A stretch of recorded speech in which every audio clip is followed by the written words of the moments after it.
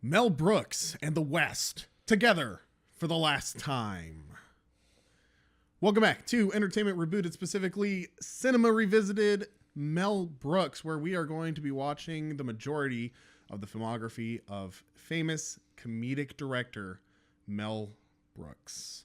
Tonight's film, we watched none other than 1974's Blazing Saddles.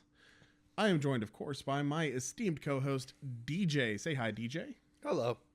All right, DJ, we're going to be talking about Blazing Saddles, specifically the good, the bad, the ugly, and the iconic. And then we're going to talk a little bit about perhaps what we would do to modernize the film and bring it to a new audience if we had to in the year 2024. So without further ado, DJ, let's start with the good about Blazing Saddles. You can't touch this film in 2024. What's wrong with you? Oh, the 10-foot pole. This is one of those films I don't think you actually could remake it. I think if you actually made it, you might get crucified.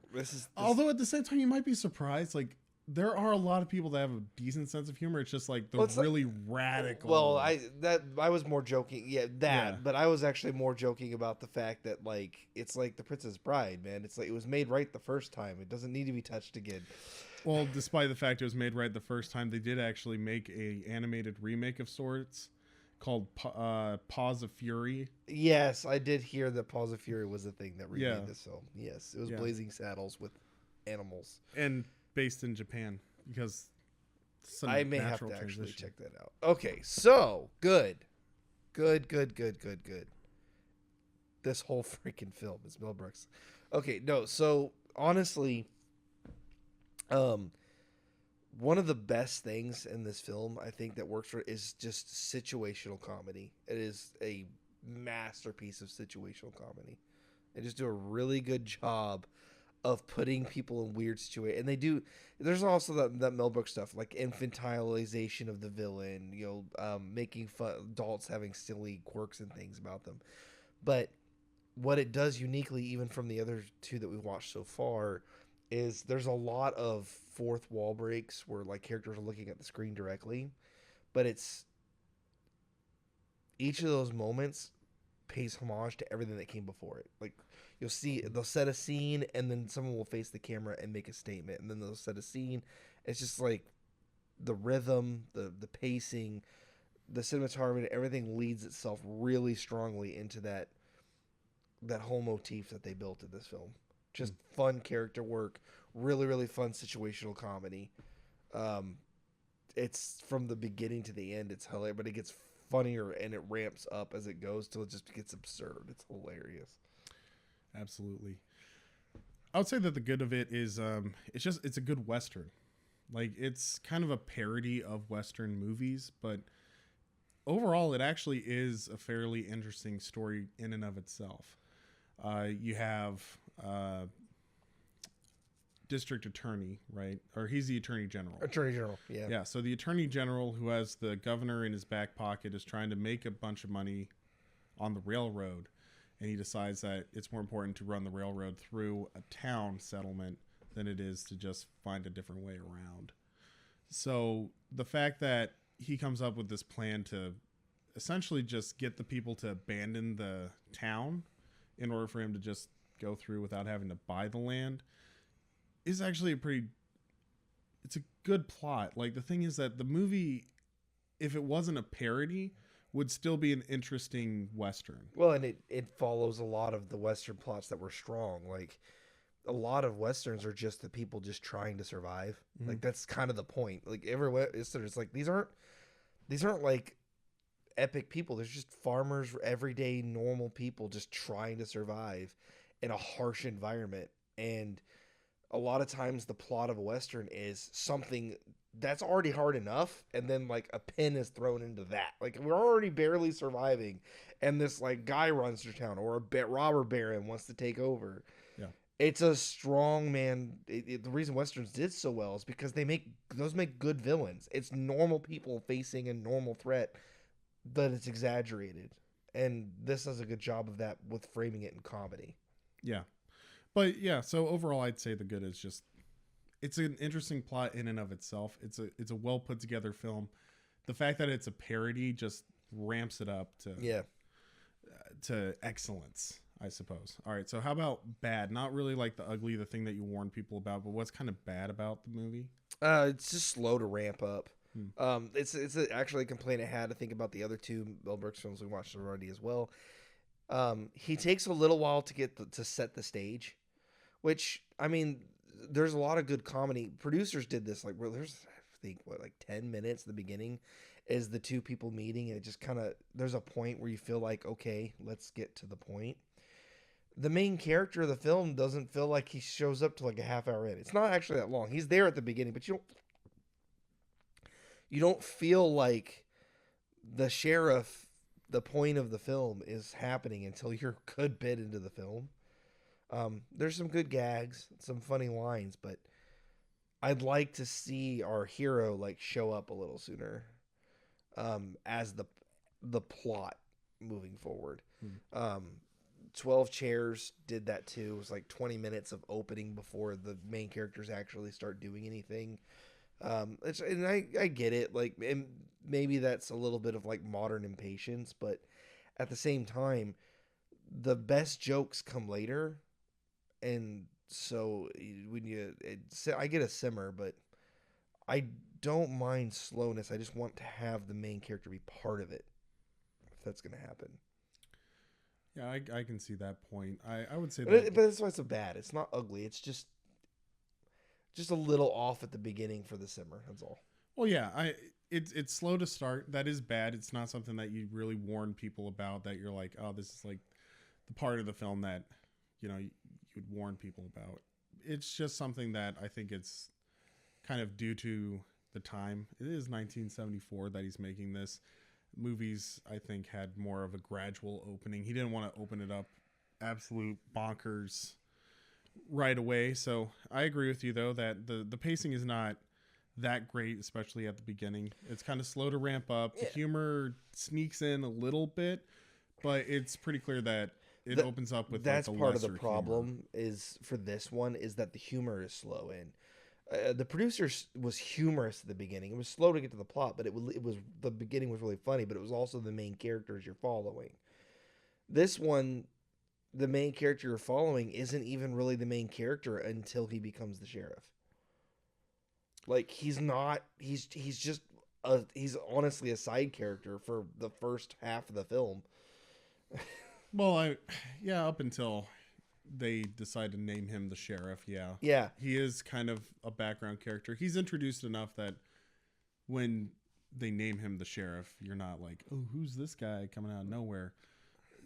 I can see that, though. Like, it takes a while to really establish. But like I said, it's not it's not terrible. It's fine. It's just, that was just my complaint. It felt slower than the other ones, and I think that's mostly just because it wasn't as funny in the beginning as some of the other ones were. Like, to start, the humor just didn't hit as hard. Yeah. But that's me. What about you? Let's see, where would I go with bad? It's a tough one to pick. I have to nitpick a little bit is the problem. Well, yeah, and you know, there is something to be said about that. The beginning is slow. That is kind of a bad part. It doesn't derail the film, but it is something that doesn't sit extremely well. It's boring. At the beginning, the first 10 minutes are boring, and then it gets really good, and then it gets better. Yeah. None of the other two weren't boring in the beginning. Right. They were real slow, but they weren't boring. Right. That's I think why it hits a little harder. I couldn't find the right word. I found it. Yeah. It is a bit boring in the beginning. I think another thing too is I have a hard time with finding a bad, just iconic film. I've watched it a few times, so it's just like I kind of already know where it's heading, so I'm already kind of looking for things and I'm catching up on things. I guess that one thing would be that the way that it begins can be kind of subtle. If you're not really paying attention to everything that's going on, it seems kind of not really well put together at the beginning. Yeah. It takes a minute for it to establish itself. And I didn't really know who the main character. I didn't realize that one of the guys there was the sheriff. I didn't know that was the main character until later. I didn't realize. I thought there was just a bunch of random people like doing stuff. Like it was a setting piece. Well, right. Like he was just part of the The gag. Well, the gag, but also just he was part of a gaggle. Yeah. He does appear as part of a gaggle, and then he has like the other side character with him when they're on the hand cart. That's kind of the only time that you really see him by himself, and he doesn't seem to take initiative in a lot of the scenes, and he's also not the first person to talk. He's not even he's like the fourth or fifth person introduced. So I can see how like it takes a while for you to really establish who the main character is and what's going on. So it's kind of like a pacing thing, but it's also a thing of, it seems like a lot of the gags are kind of disconnected. Yeah. And because they're disconnected, it just kind of feels like, oh, are we really in for like an hour and a half of this where sure, the joke's kind of funny, but it's not really landing because it's not, you haven't really been it felt in the like world they made the long enough. movie and then they couldn't figure out how to start it. Right. So it's just kind of a janky start. So I guess the Yeah. bad is also like, I agree with you. It's a janky start, but not even just the Janky would be a pacing, good way to but say it too. yeah. It's not awful. It's just weird. It's disjointed, disconnected, slow, boring, kind of odd. It almost The feels like jokes it don't doesn't. land. It almost feels like it doesn't belong in the movie. Yes. So once you actually You start could have getting started the movie with them like hiring the sheriff, and that would have worked. well, right, or you could. I mean, it makes sense because you have to establish why is he in jail, and it's kind of funny why he's in jail, and All that you works, understand but who that's the yeah. problem is that the reason they did it makes sense, but the execution didn't come off that way. Right. It just kind of is a janky start. It makes sense why they did it. It makes sense for the story, but it does kind of feel like, looking back on it, it feels like it was definitely added because it's like, oh wait, we have to actually find a way to get Bart in jail. Yeah. And they decided to make it a humorous moment. So like, oh, it's a really funny story why he's in jail. Oh, let's just show it. And then it didn't really work well to introduce a movie. So Right. yeah, the bad's definitely janky. It's not quite ugly though. What's the ugly? What's the thing that you kind of warn people about heading into the movie that you're like, hey, just this is like an ugly thing about this movie? I would actually I'm going to make a bold change here, and the ugly and the iconic are the same thing for me. Okay. Mostly because it's perspective. So this film is offensive as all heck. Right. Yeah. But it's offensive on purpose. This is like the 1970 version of what the more modern take on it would have been like Tropic Thunder. Yeah. It's a mockery of, it's making fun of racism by being racist, but also what it's doing is it's making fun of the time, but it's making fun of Westerns in general. Because one of the things about Westerns is like there's a moment in the film where they have like all the bad, like the stereotypical bad guys, like the Mexican gunslingers they always have as the villains in Westerns.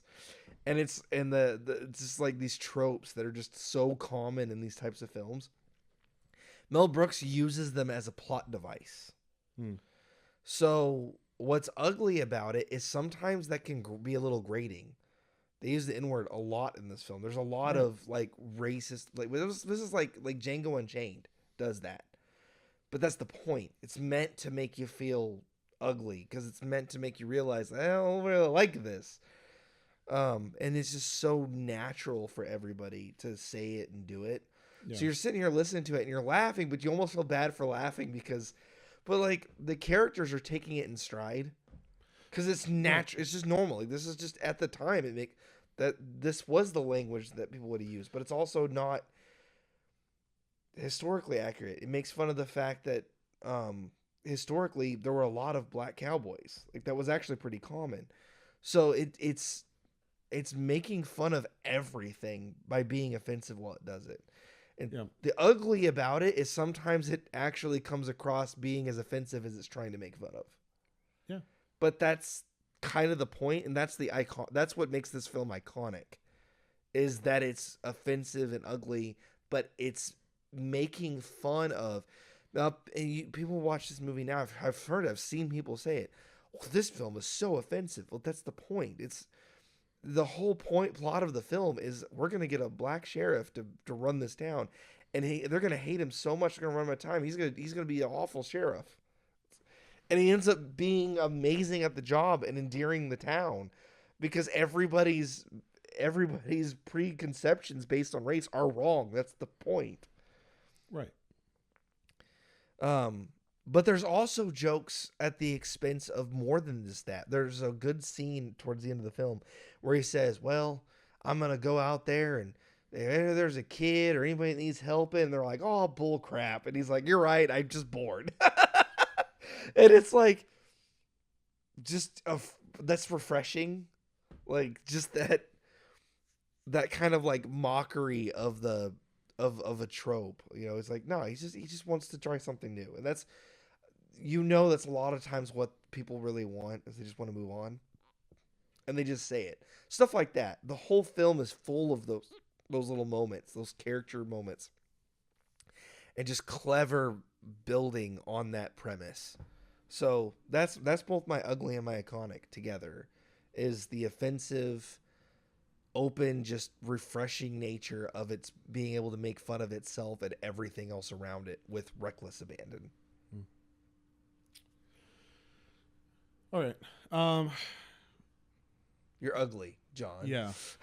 Now that I've stolen the thunder. You called me ugly. Anyway, so I would agree with you to an extent with the ugly. By the way. Thank you for clarifying that now. Now that my heart's been shattered.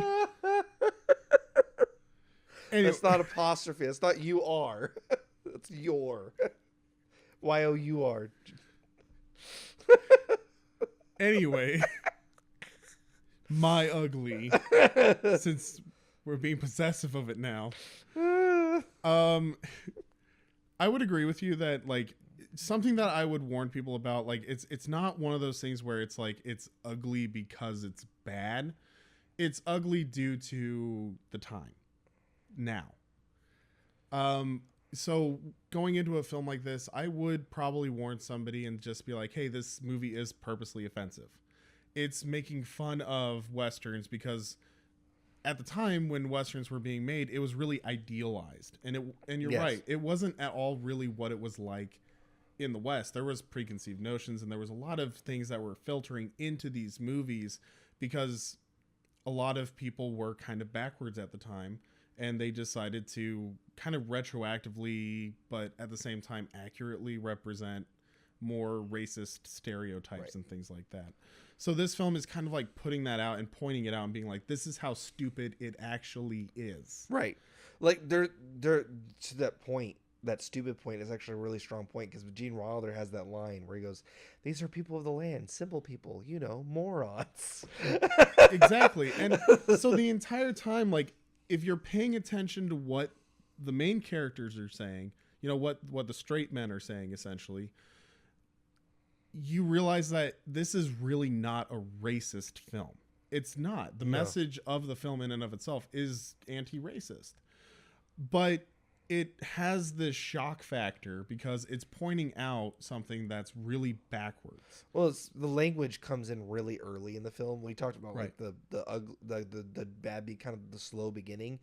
That's why the ugly hits so hard because like the first 20 minutes you're hearing like racial slurs left and right, but not a lot of the comedy to back it up. Yeah, because it's setting the tone of the film of the scene of the time. Yeah. That's purposeful, and I'm not knocking that as a bad thing. Like I know, well, no. Like I said, it's ugly because but it's ugly. Yeah, you'd have to warn people about it. Yeah, because if you go into this film now and you're not really aware of what the intention of the movie is, the first 10 minutes of the movie would really offend a lot of people. A lot of people would get turned off. You would pull away before you get to the point where you realize it's the joke. Exactly. But it's setting the tone because it's historically accurate. Like those words were used, slurs were used. Not even that. There were slurs for white people and the Indians too. Everybody had slurs for everybody. Like everybody had offensive terms to name everybody. And they do a lot of that in here.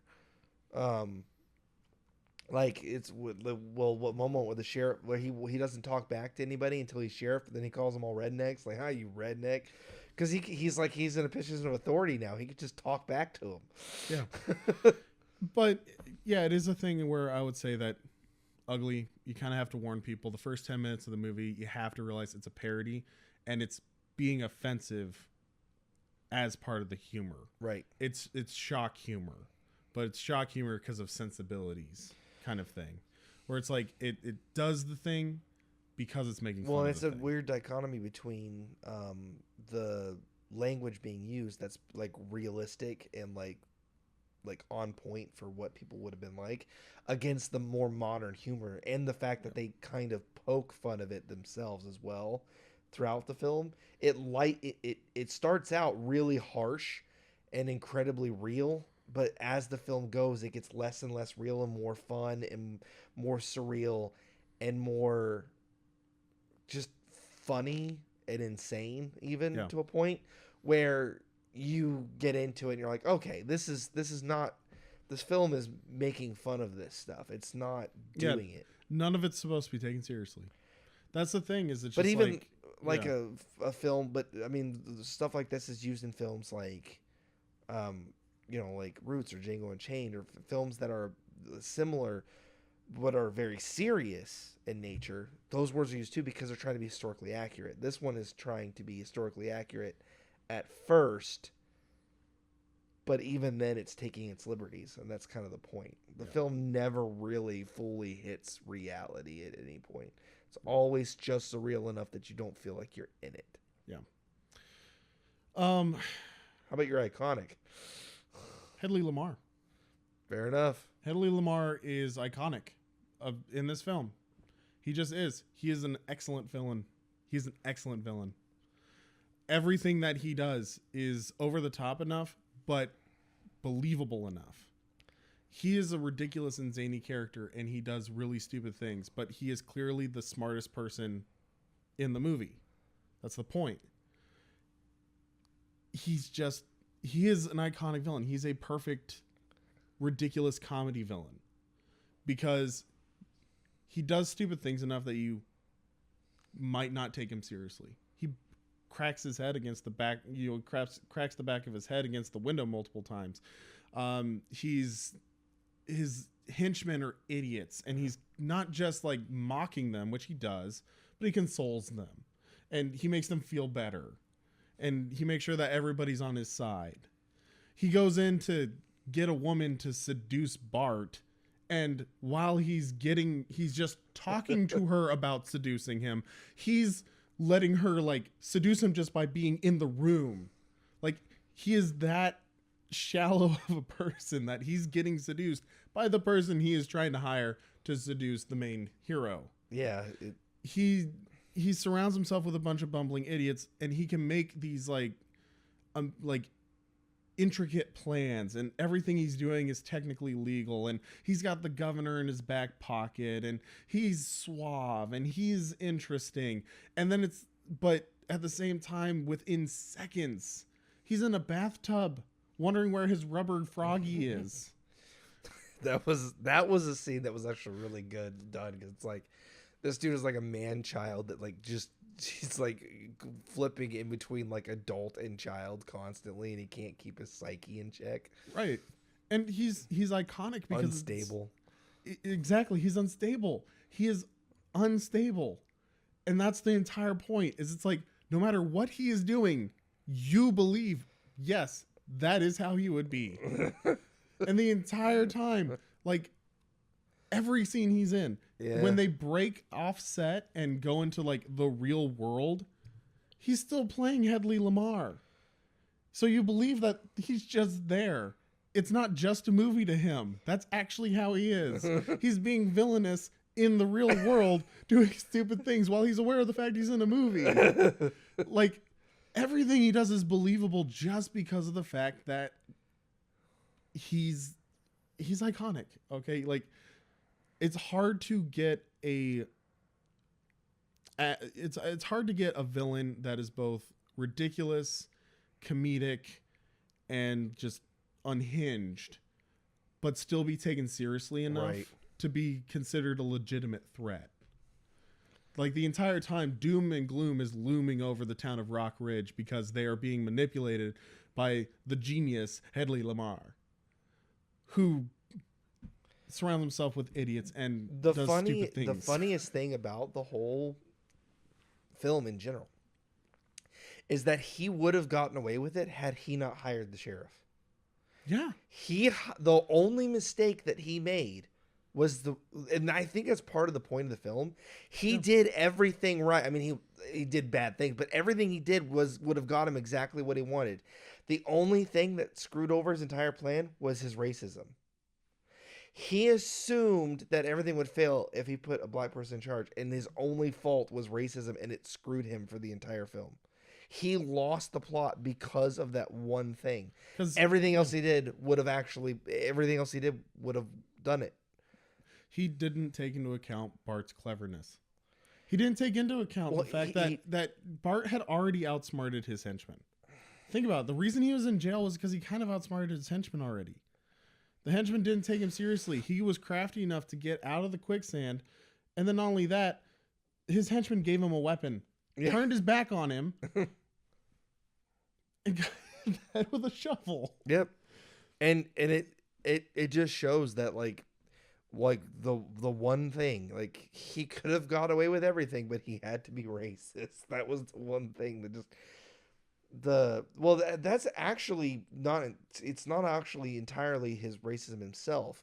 He assumed that the town's racism would get him in trouble. He assumed everybody was going to be as racist as he was. Yes. He assumed that if he hired somebody, and the thing he did was either, I forget exactly how he worded it, but essentially he got somebody that was so offensive that either the people would outright leave the person, or they would kill him, and the town would fall into anarchy anyway. Yes. That was how he viewed it. He was just like, there is no way that that Bart is going to be clever enough to not only endear the people, but be able to hold any semblance of authority or any semblance of control amidst chaos. Right. Either he's going to be there and he'll survive because the people won't kill him because they're law-abiding citizens, but he's not going to be able to rally them, certainly, while I'm ensuing chaos with my henchmen, or they're going to kill him and they're going to end up in chaos anyway. It's a smart plan, but it's unfounded. It's based on a bad premise. It's based on a bad premise, exactly. It's the whole film is clever like that. There's so much double entendre. There's so many there's a lot of foreshadowing, but then there's also like callbacks to the beginning of the film. There's a lot of looping where they touch on when he meets the other railroad workers and he gets them a place in the town. He's like, hey, and then it's just the sheer amount of self mockery and self hits.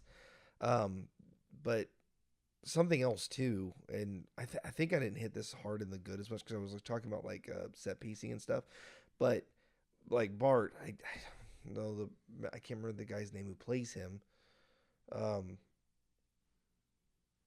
and the kid Gene Wilder is the only one I can remember the name of the actor in the whole film. Well, yeah, and Mel Brooks. Mel Brooks he plays three characters. Yeah, but which were actually my least characters in the film because one didn't show very much, and the other one was the governor was just kind of obnoxious, which was the point. But it worked. It was a little too annoying. But well, he's supposed to be just incompetent. He's making fun of government, man. I know it's the mockery is great, but it was so obnoxious. It was like, I get it, they're bad. Please stop it. I know I don't want to see it, but anyway. But Gene Wilder and Bart, those two's like Jim. That was his character name, Jim and Bart. Those two's just freaking chemistry on this was just amazing, and everything they do helps to make everything we've talked about stronger. Yeah. Like the villain works so well because they foil each other so well. The comedy hits because of that. The racist jokes, all of it works because those two hit so hard. And it makes the whole film work. And I think that kind of really brightened the just whole iconicness of like the villain's plan, and the reason it didn't work is because those two were just so good together. And not just as a team in the film itself, but as actors playing their characters, they just did so well together. Like, you believe these two are friends. Yeah. And they're fast friends. And it's not based off of, like, the script said so. Like, you can believe these two are close because they confide in each other and they just spend time together, and they become that way. Because Jim's a relatively likable guy on the end of his luck, and Bart's a compassionate and charismatic enough person to be able to make quick friends with anybody. Yep. Like, that's the thing, is you can kind of tell that he has this swagger about him. He has this confidence about him and charisma about him, that he's just like the natural born leader. You immediately see that in the first scene that Bart's in. But even when he's being rejected by the town, he continues to have this swagger about him. He continues to command respect. And he has a good aura about him. Like, yeah. He's optimistic and just straightforward. Like, he's being treated like garbage by everybody, but he just takes it in stride. Yeah, he just lets it roll off. No, nobody shoot kids. And that's the thing, like, his charisma. He held himself up at gunpoint. He held himself at gunpoint. It's like, man, these people are dumb. It's just fun. Like, the whole film is just an absolute blast. And, like, this is not, like, we talked early on in like other stuff like Universal and things about like remaking stuff. But like, this film is just, this feels untouchable. I feel like just because of the people that were in it and the amount of just, they cared about this project. They put a lot of their soul into this thing. And probably a lot of the line, even at the time it was made, it would have been offensive. Well, exactly. It's shock humor. Yeah. And so it's just, I don't know. It's an absolute blast, and I just really enjoy it. That was a good ride. It's my first time seeing it. I've seen clips, I've seen pieces of it, but I've never seen the movie from beginning to end. And there's a lot there that I kind of really avoided doing it so I could see it. That was a blast. Yeah. All right. It's 2024. Warner Brothers comes up to you and they say that they want to make a Western parody like Blazing Saddles. What are some things that you would do, modern audience? So I make it animated. I make it animals.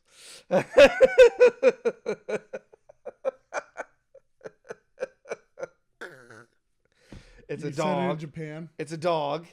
Try and be a samurai. Trying to be a samurai. All the other samurais are cats. Right. And so he's not accepted because he's a dog in the cat world. Yep. Perfect. Yep.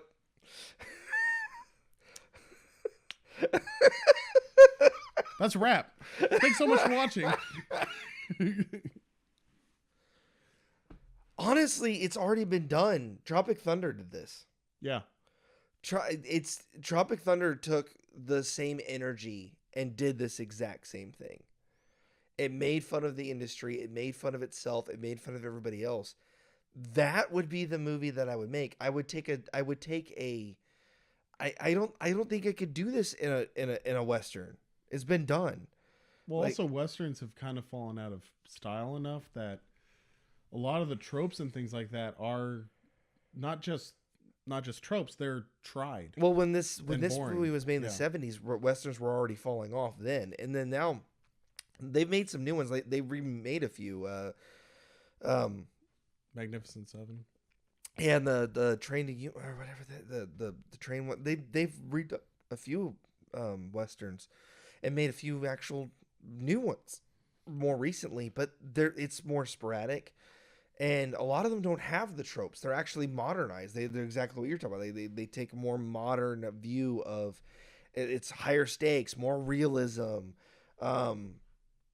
just more action packed. It's like Fast and the Furious in the West is kind of how they make Westerns now.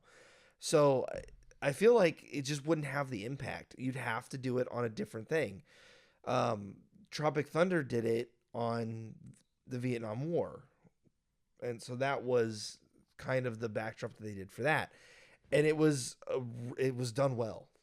So that's what I would do. I would change the setting to something else. But Probably changes to something that's a little bit more modern, something that's relatively popular, maybe starting to fall off. You could do a superhero movie. Superhero one might be a good one to do. I feel like that's actually something that have really been done quite that way. You have things like The Boys and stuff that take a more like dark and twisted take on those universes, but nothing that's like a parody of itself in a way that's offensive like that.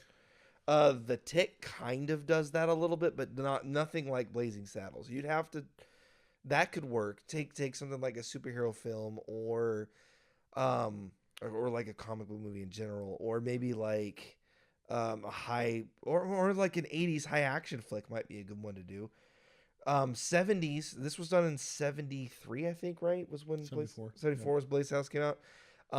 Westerns were kind of at their height at that time, where they were really about to fall off. You had Clint Eastwood and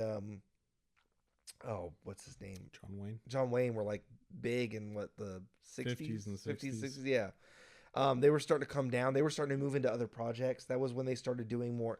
Clint Eastwood, I think at that time, was doing like cop shows and stuff. Like, I think it was at the beginning of his like Dirty Harry era where so you started seeing them do other things. Like Westerns were dying, so they did this parody after Westerns had already peaked and were coming off of that. Yeah. So you could do something like that now, where something that was big a couple decades before. So maybe like 80s, 90s, like action, high octane action films. Yeah. Like Fast and the Furious film, but with like a self mockery. But I don't know, that it'd be tough to do. Like you'd have to a lot of self awareness, a lot of self mockery, self staining, a lot of intense just self flagellation. Basically, you have to be able to. I don't even know how you do that. Like Mel Brooks manages to do it. I don't know if it comes naturally to him or he just works hard at it, but he does a darn good job of making fun of things that were still kind of relevant for his time. That's what we would have to do. We'd have to make a mockery of like something that was big in the 90s, 2000s. I mean, you're talking, that's about the time frame you'd be looking, because Westerns were big from the 40s to the 60s because they were cheap, easy, and they worked well in black and white.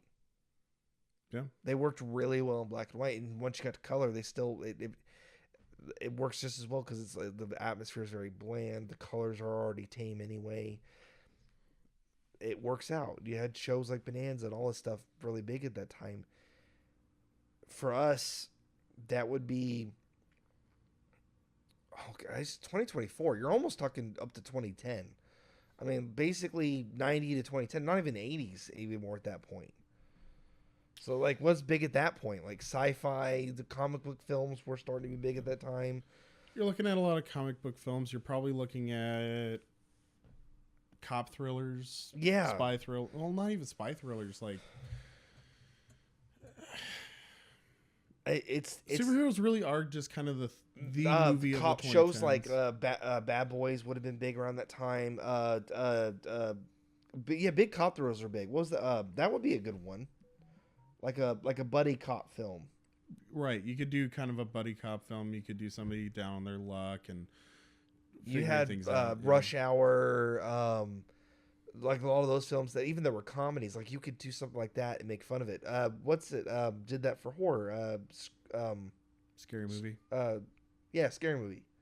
Scary Movie did that in the horror genre, and Scream kind of does it in a more surreal way. Well, it doesn't in a way that it's making fun of it, but more in kind of like a tongue-in-cheek kind of wink at the camera. Not even like a wink at the camera.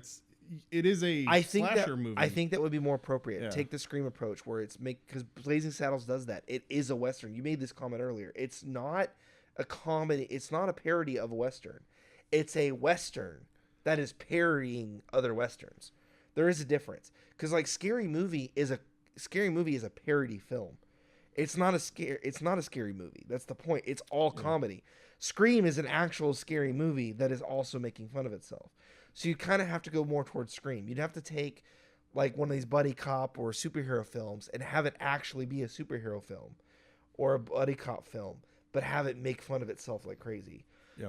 And honestly, I think that's also been done. I mean, things like I would call the Axel F films. What's his name? With Freddie. Beverly Hills Cop. Thank you, Beverly Hills Cop. That's kind of what that is. Well, or The Other Guys. The Other Guys is a parody of a buddy cop, but it has an actual crime to it. Even Bad Boys, to an extent, is a bit of a parody of the buddy cop. You just do it like offensively at the same time. But like I said, the modern film that did the best was Tropic Thunder, and it nailed it. I don't know that. I feel like a film like that, it would be hard to make, but that's what I would probably do. Take a buddy cop or like a superhero film, ground it a little bit, and then just make a mockery of itself. Yeah. Do some fourth wall breaks, do some out of character stuff. Do what they kind of do in this, where there's a lot of what they like the whole ending scene where they end up in the Hollywood studio in a massive fight, and they run to the theater in Chinatown, and they're watching the film that they're in, and then when they're finishing the film, he's sitting there with popcorn. Like that isn't really done anymore. Deadpool is probably the only thing that's done it recently. But Deadpool's always done that in all of his mediums. I would like to see... And the other thing is he's aware of the fact that he's in a movie, but he very rarely stops to watch himself in the movie.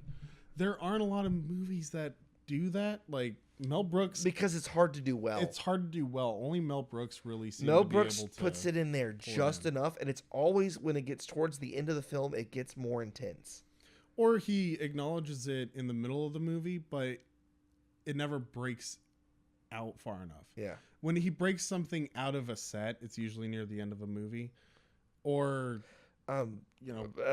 Monty Python is the same way. Like they do a lot of fourth wall breaks. Like Monty Python is the Holy Grail is well known for that, where like at the end of the film they're charged to the castle and the police and everybody shows up and arrests everybody. That's how the movie ends. Like it just ends.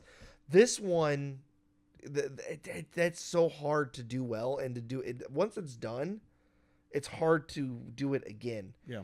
And I will know, I've seen some of the later films we're going to watch together later. I've already seen them. I do notice that his earlier films like this one have a harsher, larger fourth wall breaks than some of his later ones. Probably because that's hard to mimic. Once you've done it once, it's really hard to pull off a second time. Well, I think so I'd be afraid it'd be really hard to touch it. You'd have to be really tactful. Well, Mel Brooks is also smart when he's making his films, that there are Brooks-isms. Like there's things that he's just going to do and he's going to do multiple times. He has certain character tropes and stuff like that. We talked about this in 12 Chairs, where you had a classic Mel Brooks character. But the thing that's nice about Mel Brooks, and I think the reason that we haven't really had anybody like him since, he was really popular, is he kept things fresh. He understood that comedy isn't just about doing what works and keeping with that and running it into the ground.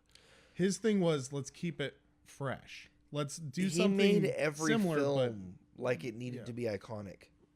Yeah, he did every film like it had to stand out from his previous films. Right. Something when we watched the Universal Monster films, we saw the complete opposite. They copy from themselves constantly. They take what's good and they build upon what's good, and they take what's bad and they minimize it. Right. But they consistently reuse themes, sets. It's very repetitive. Right.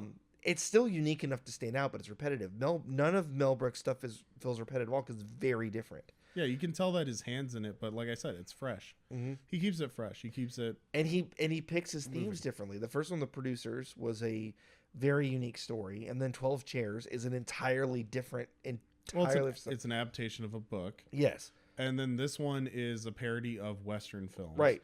The next one's Young Frankenstein, which is making fun of Universal monster movies. Spaceballs is making fun of sci-fi, not just Star Wars. Sci-fi. Yeah, exactly. He doesn't follow genres. His The World, does like a parody of historical moments. Everything he does, he touches is a very unique take on everything. Right. and so that's hard to mimic. It is like I like well, how do you remake this? I don't touch it really, but if I had to do it, I think that's what I would do. Is I take just something that was more recently a thing, twist it into a Mel Brooks kind of style humor where which it's something he actually hasn't touched. Mel Brooks hasn't done a cop or superhero film. So Yeah, not really. that actually would be that would probably be what I would do with it. If I was going to make an actual Western, that I don't know how you would pull that off because it's hard to make fun of something that no one's aware of anymore. It'd be hard to make fun of a Western because I think it's part of the reason some of the more recent Western comedies failed. 7 Ways to Die in the West, Wild Wild West, fail a little bit is because it's hard to make Westerns work when it's not something people are used to. You have to the movie has to be self-sustaining. This movie is self-sustaining. Yeah. But it's already been made. You'd basically have to make the exact same film, just modern, I guess. But it'd be set in the same time period, set in the same way. It's going to end up being the same film. Probably not as iconic as this one because it will be a little more shallow. Well, I just don't know that I could touch it as a Western. You'd have to change the genre. Yeah. I agree with you. Like, if you're doing it for a modern audience, you'd really you'd have to move into either a different genre or you'd have to do something else entirely. The other thing, too, is just, I don't think that it would really work just modern climate. I don't think that there's really... Nobody would find it. You'd have to self-finance it. That's Tropic Thunder only got off because it was financed directly by the people involved. Well, right. But still, I think threw like his own money into it. Well, but think about this. Tropic Thunder is making fun of Hollywood. Yes. That's all it is. It's a parody of Hollywood in general. Yes. He puts it on a backdrop of, a Vietnamese movie, but not Vietnamese movie, Vietnam War movie. Right. But it is really just making fun of Hollywood. Films like that cannot be made today because people nowadays are going, not only are they that's going because back they see the offensive nature of it and they miss the purpose. Well, they don't understand that it's offensive on purpose. It's offensive for a comedic effect. It's also supposed to make you uncomfortable. You're supposed to not like it. That's the point. Oh, I don't like that. Yeah. We're reminding you why it's bad and why it's dumb. Right. The point is it's to be self-aware. Yeah. It's hard to make a movie that is self-aware like this. As far as like a comedy, especially when it comes to things like... And not even just modern climate, but because it's been done so many times before by better people, it's hard to do it again. Right. So I think it would just be difficult to do in a modern audience because the other thing too is that the audience that you would reach with a film like this, like... they're not really necessarily the most vocal, and the people that would get the humor would scuttle it. Like, I guarantee it. People don't have this kind of sense of humor anymore. I don't think people can handle this kind of movie nowadays because I don't think they would be able to get 15 minutes in. I'd like to be proven wrong. I'd like to see someone do it again. I would love to see a film like this. I really would. I would love to see another film like this. I would love to see another Tropic Thunder.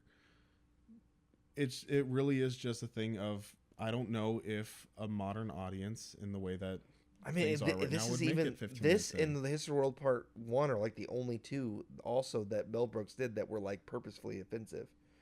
And even then, History World Part 1 is barely so. It's offensive to historic times. Well, it's specifically offensive to historic characters that people admire. Yeah. Like they pick or hate. They picked characters that people get their blood boiled over. Right. But even then, nothing like this. Blazing Saddles is the only property I know of that he made that was like this level of offensive. And so it's like a once in a lifetime kind of film. Like, yeah, this Tropic Thunder are the only two I could think of that are like this level of self-aware, self-immolating films. Yeah. I know there are a couple others that exist. I just can't think of it off the top of my head. It's been done a few times, but it's a rarity. It's an incredible rarity. And I think that's also what makes it stand out so much as such a unique and fun film, is that you don't get anything like this from creators. I mean, two films I can think off the top of my head that do what this does. That's it. Right. That's an intense, like, and it's hard for people to stomach. Like, Blazing Saddles upset a lot of people when it came out, and it still does. Yeah. And Tropic Thunder was the same way. There just aren't many films like this. I would like to see. I honestly wouldn't want to see a film like this pop up all the time because it would kind of defeat its own purpose. But it would be nice every so many years to get something that hits like this does. Yeah. It'd be refreshing. It'd just be really hard to do. Exactly. Yep. Things that are not hard to do, like in this video, if you liked it, we hope. Now that we rambled on for 10 minutes. I rambled on for 10 minutes.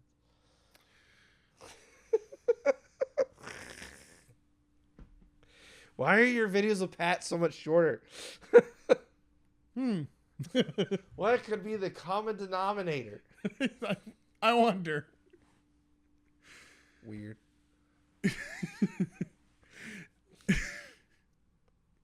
Speaking of Pat, if you like Pat stuff, let us know in the comments below. Otherwise, you can see him twice a month. We're getting ready to... actually, let's see here. We're filming these. This one's going to come out. Oh, who knows? We September? film these things, and then they come out, and we mention things from other things, and they don't come out when they're relevant to each other, and everybody in the audience is like, what are they talking about? I think this is dropping in... 16 Chairs is going to drop September, so this will be October. So, yes, Pat will be on 2 shows twice a month. So if you like Pat stuff, he'll be on twice a month. Otherwise, it'll be DJ and I twice a month and almost every week with new movie reviews. We're changing things up a little bit, and we will see where things are in 3 months in the future. We had to kill Curb Stop because it was killing us. Exactly. But anyway, if that interests you, if you guys like movies in general, like we like watching a lot of these like older film series and things like that. If there's one that you would want to watch in particular, please put it in the comments below. Otherwise, we watch old movies, we watch bad movies, we watch new movies. If you like movies, we like talking about movies, and we want to have a dialogue with you in the comments. So be sure to do that. Otherwise, if you haven't already, please consider subscribing and sharing us with your friends. And we will hopefully see you guys in the next video. Thanks for watching.